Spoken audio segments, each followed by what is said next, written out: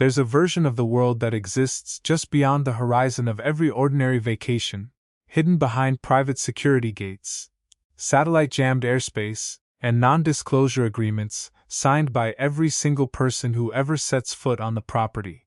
It's a world made up of private islands, entire chunks of land purchased outright by some of the wealthiest people alive, engineered not just as vacation homes but as fully self-sufficient kingdoms cut off from the rest of civilization. Most people will never see these places in person. Some will never even know they exist. But once you start pulling back the curtain on how billionaires actually use private islands, you start to realize just how far removed their version of reality has become from everyone else's, and just how much stranger things get the deeper you look. The appeal of a private island starts with something surprisingly simple: total control. When you own an entire island, you don't just own the beachfront property, you own the air rights above it, the water rights around it, and in many cases, the legal authority to decide exactly who is allowed to set foot on it. For billionaires whose daily lives are already dictated by publicists, security teams, and constant public scrutiny, an island represents the last truly private space left on Earth, a place where there are no photographers hiding in the bushes, no strangers recognizing them at dinner, and no risk of an uninvited guest wandering into frame during a family vacation. It's not just about luxury, it's about disappearing completely, even if only for a few weeks a year. Some of the most famous examples of this trend have become almost mythical in how they're discussed. Necker Island, owned by Richard Branson in the British Virgin Islands, has hosted everyone from royalty to rock stars, and operates as a private resort when Branson himself isn't using it, generating revenue that helps offset the staggering cost of maintaining a 74-acre private paradise.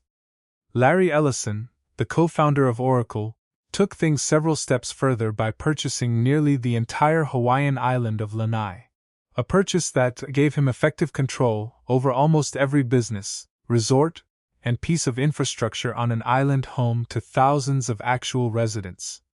That single transaction turned Ellison from a wealthy tech executive into something closer to a modern-day feudal landlord, with influence over local jobs, housing, and infrastructure decisions that most elected officials could only dream of wielding. What makes these islands particularly fascinating is what happens once construction begins. Building anything on a remote island is exponentially more expensive and complicated than building the same structure on the mainland, since literally everything, from raw building materials to skilled labor to basic utilities, has to be shipped or flown in at enormous cost.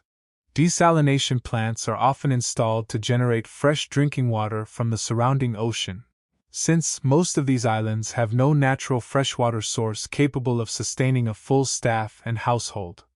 Private airstrips are frequently built specifically to accommodate the owner's personal jet, cutting out the need to rely on commercial airports or, in some cases, any nearby country's immigration process at all. Underground fuel storage, independent power generation through solar arrays or diesel generators, and satellite communication systems capable of maintaining contact with the outside world are practically standard features on any serious private island development. Then there's the staffing question, which reveals just how much infrastructure it actually takes to keep one of these places running behind the scenes. A fully operational private island typically employs a permanent staff that lives on-site year-round, even during the months the owner isn't in residence, including groundskeepers, chefs, security personnel, boat captains, and household managers, who oversee everything from grocery deliveries to emergency medical planning. Some of the largest private island estates maintain their own small medical facilities, staffed by a resident doctor or nurse, specifically because the nearest hospital might be an hour or more away by boat or helicopter in the event of an emergency. Security teams on the most high-profile islands often include former military or intelligence personnel, tasked not just with keeping out paparazzi, but with monitoring the surrounding waters for unauthorized boats and coordinating emergency evacuation plans in case of a hurricane or other natural disaster. The entertainment infrastructure on some of these islands rivals what you'd find at a five-star resort chain, except built entirely for an audience of one family and their invited guests. Private islands have been outfitted with everything from full-sized movie theaters and recording studios to professional-grade tennis courts and private submarines used for exploring nearby reefs. Some owners have gone as far as importing entire ecosystems, flying in specific species of birds, fish, or even land animals to create a curated, almost theme park version of nature tailored precisely to their taste. Jeffrey Bezos's family and other prominent tech billionaires have reportedly invested heavily in ecological restoration projects on their private properties, part conservation effort, part personal passion project, blurring the line between genuine environmentalism and simply having the resources to reshape an entire landscape according to personal preference. Of course, none of this comes without an enormous, ongoing price tag that dwarfs even the eye-watering initial purchase cost. Industry experts estimate that maintaining a fully staffed private island can run anywhere from several million to tens of millions of dollars annually, depending on the size of the property and the level of luxury involved. Insurance alone on a remote island property, particularly one located in a hurricane-prone region, can cost a fortune, since insurers have to account for the near-total loss of structures that would be extraordinarily expensive and logistically difficult to rebuild.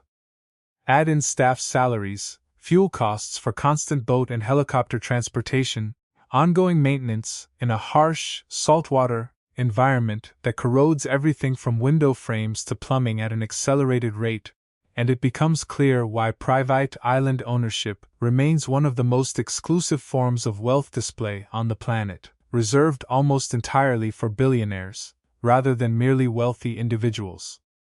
There's also a legal dimension to private island ownership that most people never think about. Depending on which country the island falls under, an owner might be subject to minimal local regulation, effectively allowing them to build, develop, and operate their property with a level of freedom that would be unthinkable on the mainland.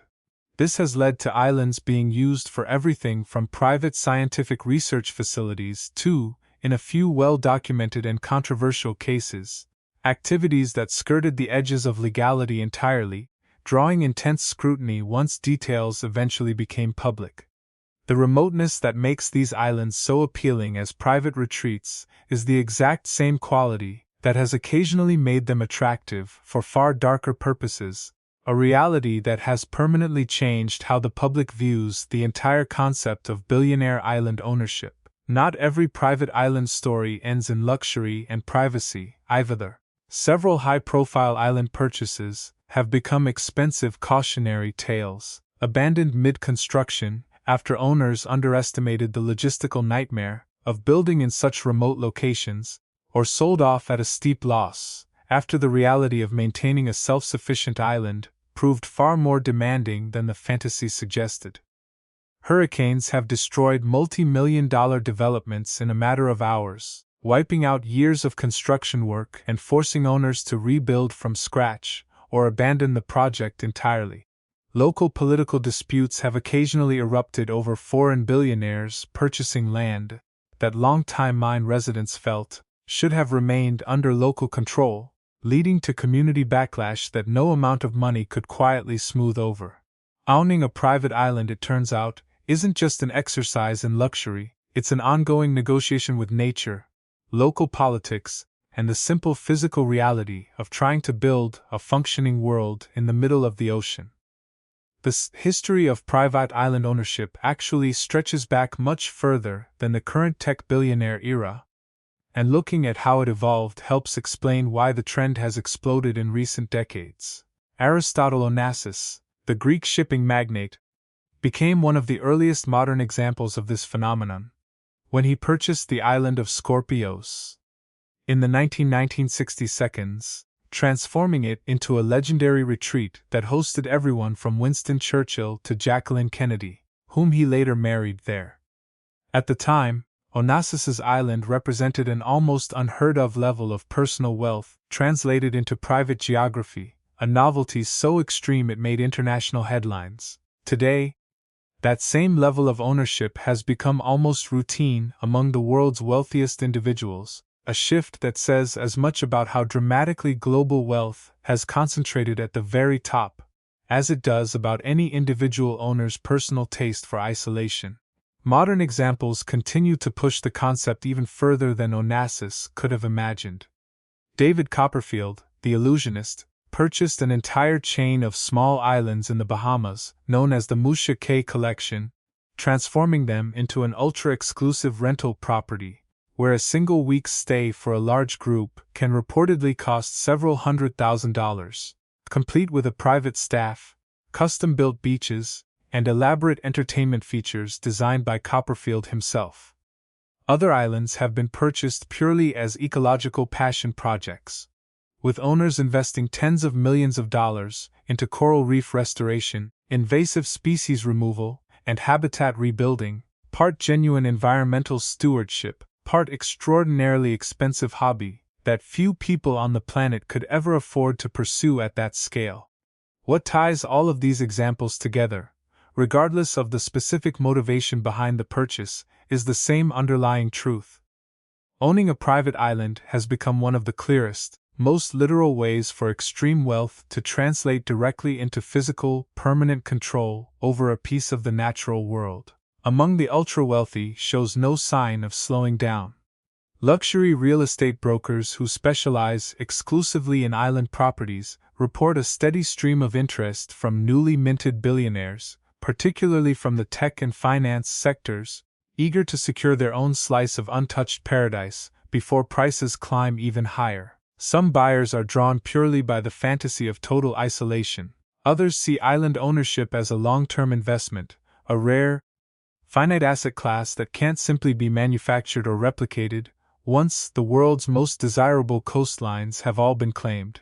And for a growing number of buyers, particularly those already deep into the world of remote bunkers and apocalypse proofing, discussed elsewhere in this kind of reporting, a private island represents something even more specific.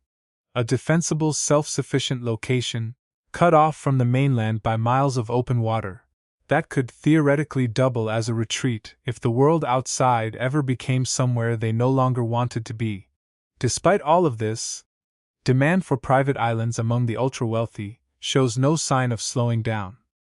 Luxury real estate brokers who specialize exclusively in island properties report a steady stream of interest from newly minted billionaires, particularly from the tech and finance sectors, eager to secure their own slice of untouched paradise before prices climb even higher. Some buyers are drawn purely by the fantasy of total isolation. Others see island ownership as a long-term investment, a rare, finite asset class that can't simply be manufactured or replicated once the world's most desirable coastlines have all been claimed. And for a growing number of buyers, particularly those already deep into the world of remote bunkers and apocalypse proofing, a private island represents something even more specific. A defensible, self-sufficient location, cut off from the mainland by miles of open water, that could theoretically double as a retreat if the world outside ever became somewhere they no longer wanted to be. What all of this ultimately reveals is a world operating on an entirely different scale of possibility than the one most people live in every single day. For the ultra-wealthy, an island isn't just a vacation destination, it's a statement, a fortress, a private laboratory, and in some cases, a long-term insurance policy against a future they can't fully predict. Every year, a handful of these transactions quietly leak into public records, brokered by discreet firms that specialize in nothing but ultra-high net worth island sales. And each new sale pushes the going rate for untouched, private land a little higher for the next buyer in line. It's a level of freedom so total that it becomes almost impossible for anyone outside that world to fully comprehend. The ability to buy not just a house, but an entire piece of the planet, and to reshape it however you see fit, answerable to almost no one. And as more of these islands quietly change hands every year, most of them completely out of public view, it raises a question worth sitting with. How much of the modern world's most exclusive real estate has already disappeared behind private gates most of us will never even know to look for? That's a question we're going to dig into much deeper in the next video, because what's happening with billionaire-owned land right now, on the mainland as well as offshore, might be even stranger than anything covered here. And once you see where all that money is quietly flowing next, you won't look at an empty stretch of coastline the same way again.